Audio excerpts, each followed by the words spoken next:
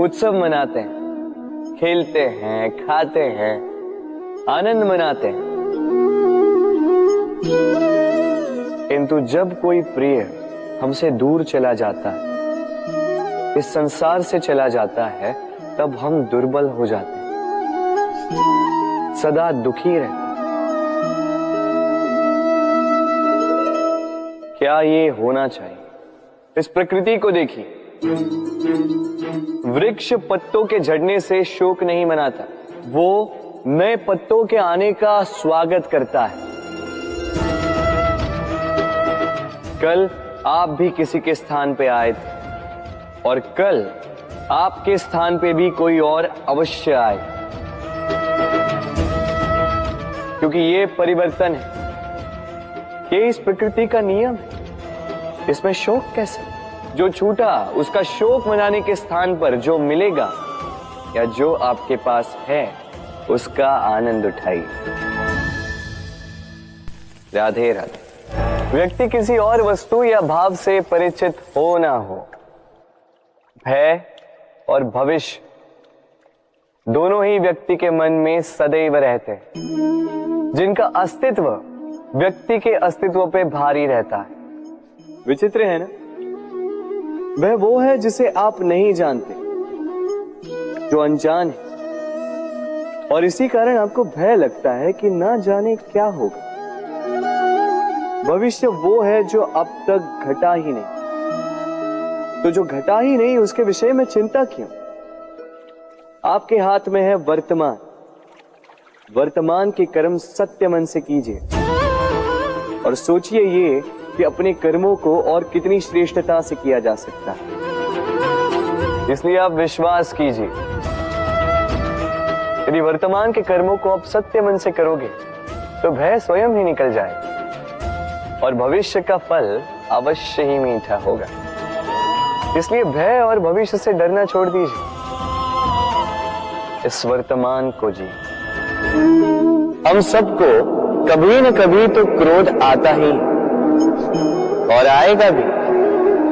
मनुष्य इन्हीं भावों से हम जुड़े, किंतु ये क्रोध क्यों आता है? कभी सोचा है आप? ये क्रोध तब आता है जब हमारे मन के अनुसार कुछ ना हो, जैसे कभी कोई हमारी बात ना माने या कभी हमें पराजय प्राप्त हो जाए।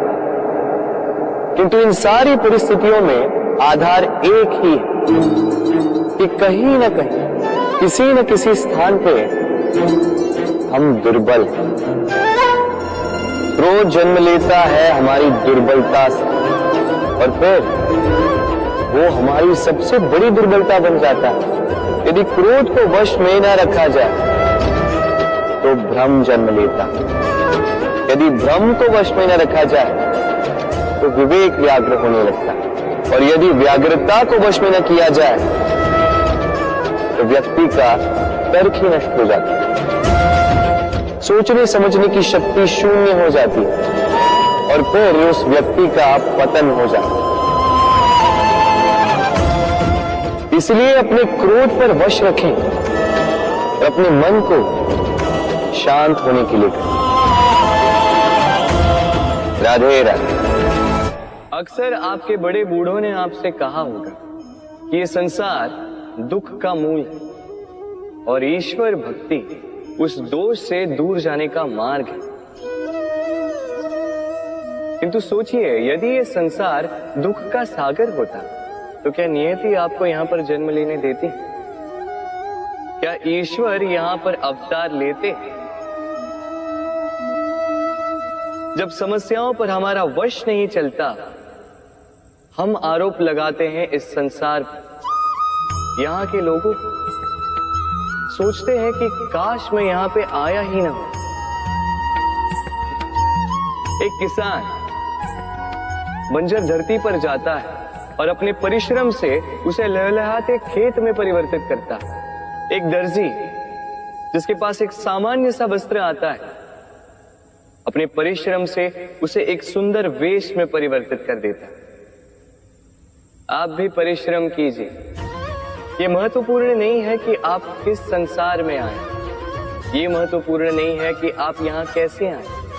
यदि कुछ महत्वपूर्ण है तो वो ये है कि जब आप गए तब आप इस संसार को कैसा छोड़कर गए। तो ये सोचकर जिए कि जो किसी के लिए नरक है उसे किसी का स्वर्ग बना के निकलोगे तो आपका जीवन और आपका संसार दोनों धन्य हो जाएंगे।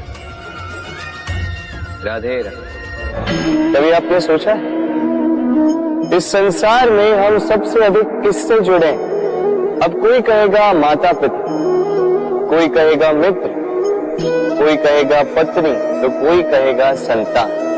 नहीं, यदि इस संसार में हम किसी से जुड़े हैं तो वो है समय। समय ही हमारा भूत है, समय ही हमारा वर्तमान है और समय ही हमारा भविष्य है। और हम क्या करते हैं? सबसे अधिक जुड़े समय को, सबसे बहुमूल्य संपत्ति को हम नष्ट कर देते हैं। कोई भविष्य के ऊंचे सपने को बुनता है, कोई बीते कल को कोसता है, किंतु तनिक सोचिए, बीता कल आपके सोच विचार करने से बदलने नहीं वाला। और भविष्य के विषय में सोच विचार करके यदि आप अपना वर्तमान नष्ट कर देते हैं तो आपका भविष्य भी बीते कल की भांति ही होगा। इसलिए आज के विषय में सोचिए, उसे उत्तम बनाए। आपका भूतकाल और आपका भविष्य अपने आप उत्तम हो जाए। राधे। जीवन में हम कई लोगों से मिलते हैं। आप भी ऐसे कई लोगों से मिले होंगे जिन्होंने स्वयं को असफल मान लिया, निराश हो चुके, जिन्होंने ये स्वीकार कर लिया है कि इस जीवन में उनसे कोई कार्य हो ही नहीं पाए, वो कुछ कर ही नहीं सकते, किसी कार्य के वो योग्य ही नहीं। किंतु ऐसा नहीं, इस संसार में ऐसा कुछ भी नहीं है जो योग्य नहीं है। कोई ऐसा अक्षर नहीं है जो किसी मंत्र का भाग ना हो, कोई ऐसी जड़ी बूटी नहीं है जो औषधि ना हो, कोई ऐसा विष नहीं है जो समय आने पर अमृत ना बन जाए। और इसी प्रकार कोई व्यक्ति अयोग्य नहीं होता, उसे अयोग्य बनाती है उसकी सोच। इसलिए स्वयं को जानो, जान जाओगे कि आप क्या हो। अपने अंतर मन को जगाएं। आप देखेंगे कि जिस संसार की नींव ही बनी है आशा से, उस संसार में निराशा, हताशा और हार जैसा कोई भाव अस्तित्व ही नहीं रखता। राधे राधे। ग्रंथों में लिखा गया है कि यदि मनुष्य मौन रहना सीख ले तो उसकी अधिकांश समस्याएं स्वयं ही समाप्त हो जाती हैं। और सत्य में मौन में बड़ी शक्ति होती है, बड़ा बल होता है। किंतु वो बल किस काम का जो समय आने पर आपके काम ही ना है। क्या सदा मौन रहना उचित है? नहीं। इतिहास साक्षी है, संसार में अधिक विपदाएं इसलिए आई क्योंकि समय पड़ने पर मनुष्य उसका विरोध नहीं कर पाया, मौन रह गए। यदि मौन रहना शस्त्र है तो उसका सही समय पर उपयोग करना भी आवश्यक है।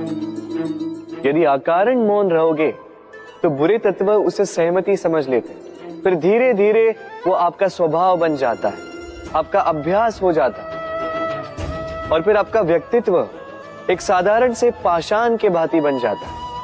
अपनी वाणी का आवश्यकता पड़ने पर सदुपयोग कीजिए। वाणी को कब वश में रखना है और कब मौन नहीं रहना है, इससे भी अधिक महत्वपूर्ण है ये समझना कि उसे कब तोड़ना है। राधे राधे।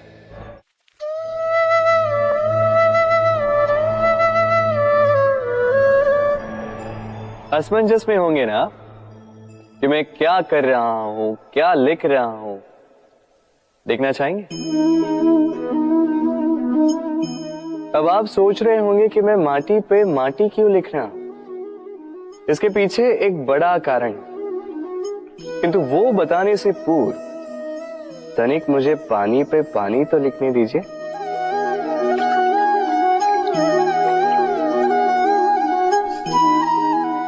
क्या हुआ? जो मैंने लिखा वो दिखाई क्यों नहीं दे रहा? तो ये रहा आपके पहले प्रश्न का उत्तर। माटी पर माटी लिखना कितना सरल है, उतना ही कठिन है पानी पर पानी लिखना। संबंध भी कुछ इसी प्रकार होते हैं। बनाते समय माटी पर लिखने जितने सरल और निभाते समय पानी पर लिखने जितने कठिन। अब प्रश्न ये उठता है कि पानी पे लिखा कैसे जाए?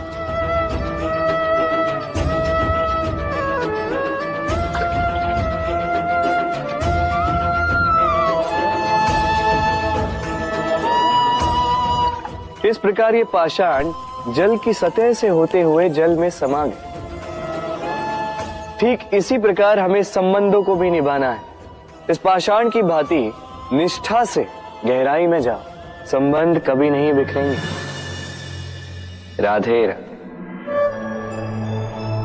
मनुष्य की सोच संसार का सबसे गहन या कहो सबसे कठिन भाव है। कब क्या होने के पश्चात ये मन क्या सोच बैठेगा, ये कहना असंभव है। और यही सोच कई बार हमारे मन में हीन की भावना ले आती है। हम सदा हमसे ऊपर की श्रेणी के व्यक्तियों को देखते हैं, उनके जीवन का विश्लेषण करते हैं और फिर स्वयं को हीन समझ लेते हैं। इसके पास इतना धन है, इसके पास कितना बल है, और मेरे पास कुछ भी नहीं। मैं कितना हीन व्यक्ति हूं, संसार के लिए मैं कुछ भी नहीं। होता है ना ऐसा? किंतु ऐसा नहीं है। आपके पास भी बहुत कुछ है, पलट के देखिए। किसी भूखे व्यक्ति को केवल एक रोटी मिल जाए तो भले ही दूसरों के लिए वो अन्न का दाना होगा, किंतु उसके लिए वो भोज से कम नहीं। इसलिए जब भी मन में हीन भावना जागे, अपनों की ओर देखिए, उनकी ओर पलटिए। आपको विश्वास हो जाएगा कि भले ही आप ये मानते हो कि इस संसार के लिए आप कुछ नहीं है, कुछ लोगों के लिए आप संपूर्ण संसार है। तो जो आपका संसार है उसमें प्रसन्न रहना सीखिए। राधे राधे। कितना सुंदर पुस्तक है, सुंदर आवरण है, सजाए हुए पृष्ठ है।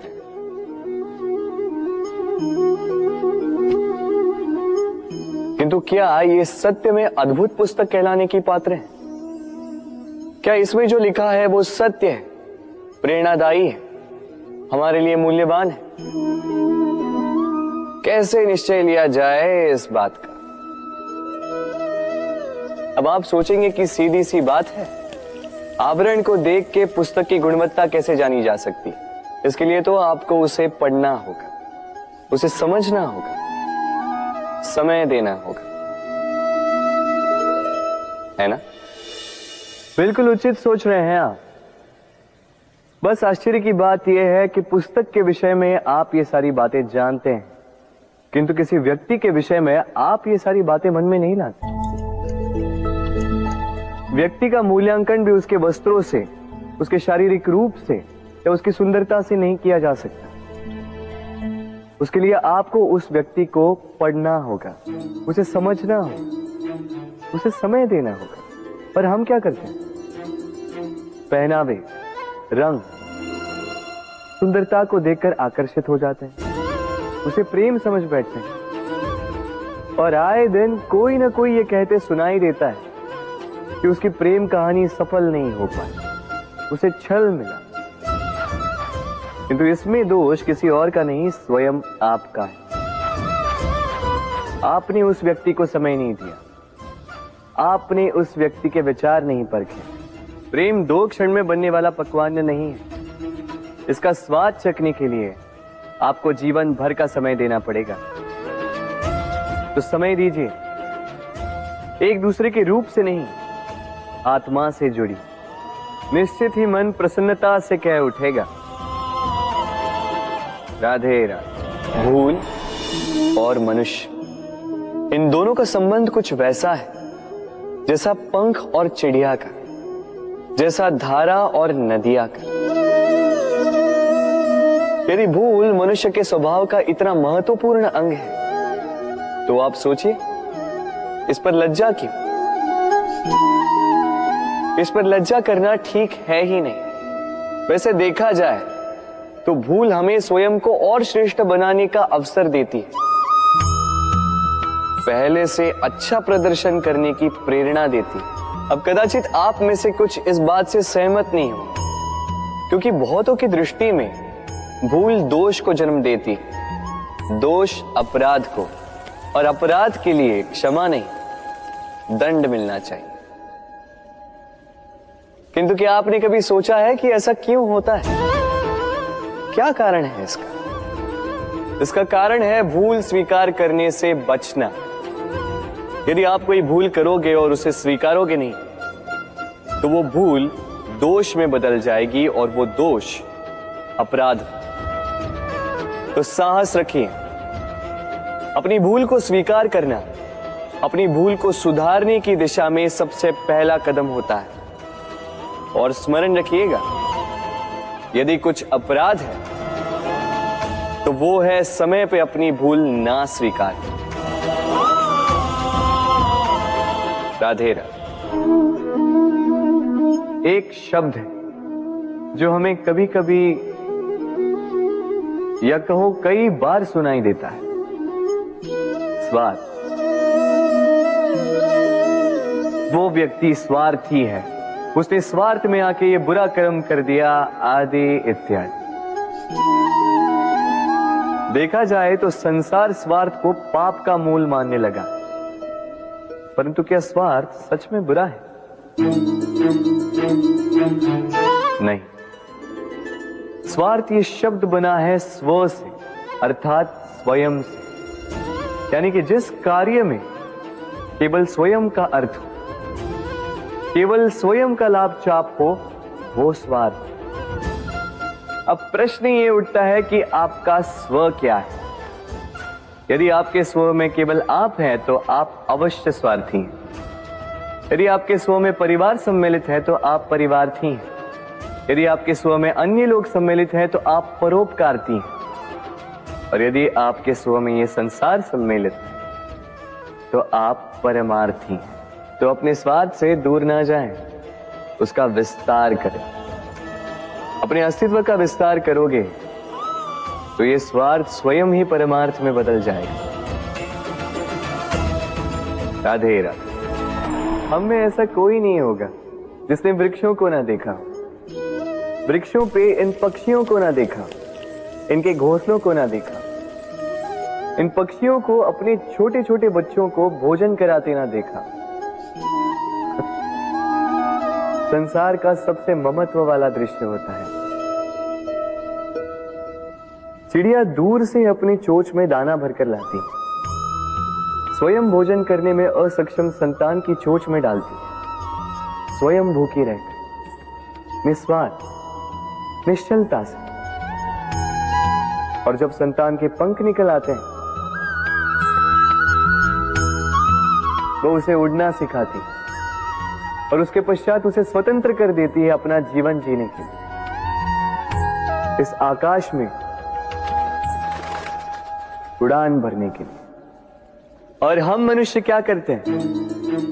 जिस संतान को हम पंछी की भांति पालते हैं, उसके पंख निकलते ही हम उसे बांध देते हैं, ये सोच के कि कहीं वो दूर उड़कर न चली जाए। ऐसा नहीं कि इस स्थिति में माता पिता को संतान से प्रेम नहीं है, अवश्य, किंतु इसमें प्रेम पर मोह भारी पड़ जाता है, जो स्वयं अपने और संतान के भविष्य के बीच में बाधा बन जाता है। हम ये भूल जाते हैं कि हम केवल जन्मदाता हैं, भाग्य विधाता नहीं। तो जब प्रेम में मोह आ जाए तो वो प्रेम नहीं, स्वार्थ बन जाता है। इसलिए प्रेम को पास रखिए और मोह को दूर, क्योंकि जिससे प्रेम करते हैं उसका विकास नहीं रोका करते। राधे राधे। एक पिता के लिए उसकी संतान उसका गर्व है, उसका अहंकार है, और संतान के लिए उसके पिता उसका आदर्श, उसकी प्रेरणा।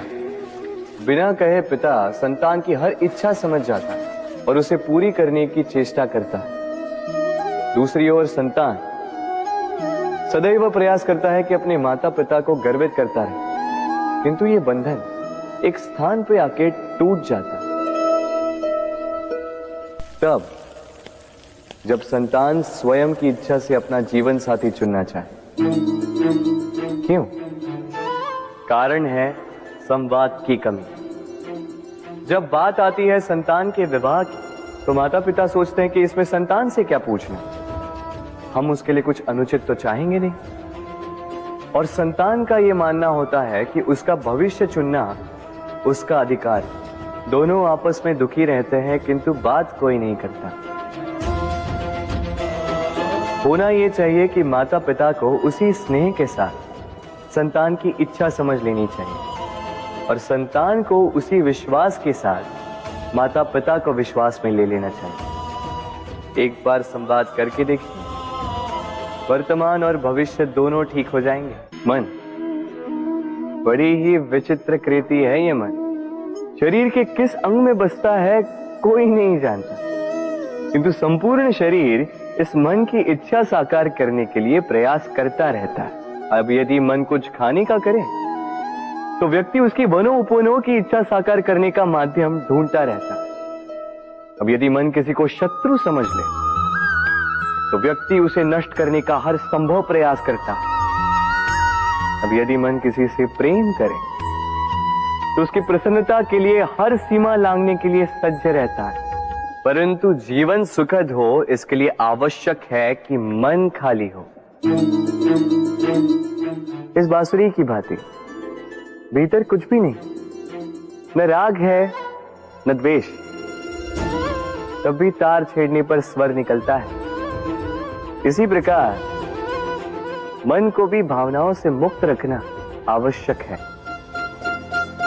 स्मरण रखिए, मन में कुछ भर के जियोगे तो मन भर के जी नहीं पाओगे। राधे राधे। मनुष्य का स्वभाव है कमाना, संग्रह करना, फिर चाहे वो धन हो, नाते हो, संबंध हो या हो प्रसन्नता। परंतु क्या आपने कभी सोचा है नियति ने यह संग्रह करने की प्रकृति मनुष्य में क्यों डाली? एक बीज से पौधा पनपता है, उसके भोजन से फल संग्रहित होता है। क्यों? इसलिए ताकि वृक्ष उसे स्वयं खा सके? नहीं, बल्कि इसलिए ताकि वो भूखे जीवों में बांट सके। अब आप पूछेंगे कि इसमें वृक्ष का क्या लाभ? लाभ है, क्योंकि जो बांटता है वो मिटता नहीं। जो फल ये जीव खाते हैं वो उसके बीजों को वातावरण में बिखेर देते हैं, जिससे जन्म लेते हैं नए वृक्ष। उसकी जाति, उसका गुण, उसकी मिठास अमर हो जाती है। इसलिए स्मरण रखिएगा, अमीर होने के लिए एक एक क्षण संग्रह करना पड़ता है, किंतु अमर बनने के लिए एक एक कण बांटना पड़ता है। राधे राधे।